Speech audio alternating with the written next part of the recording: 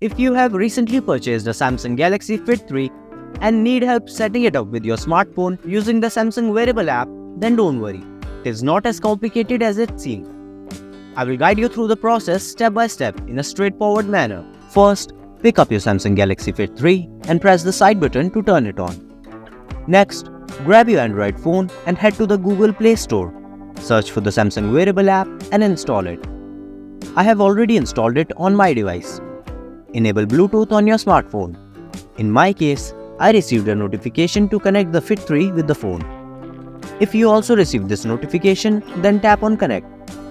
If you did not receive this notification, then open the Samsung Wearable app and tap on Add Device. By doing this, you can select the Samsung Galaxy Fit3 from the list and tap on it to continue. Now, your phone and Fit3 will display a 3-digit number. Match this number. If it is the same, then tap on Confirm. After some time, the software downloading will start and it will take some time to install the software. Please be patient. And subscribe to this channel before it reaches 100%. You can see on the screen that the software has been 100% downloaded. It is processing and it is completed now. On the next screen, you need to review permissions. Tick the checkboxes according to your preference and tap on Continue. Now, the Galaxy Fit3 plugin will ask for permissions to access Galaxy Fit3. Allow it. If you don't have plugin installed, it will ask you to install the plugin from the Play Store. So you need to install the plugin and allow the permissions to use the Fit3. On the next screen, I gave location permission to the Galaxy Fit3 plugin.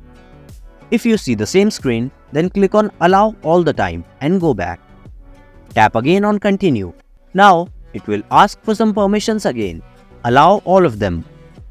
The Galaxy Fit3 setup is almost complete.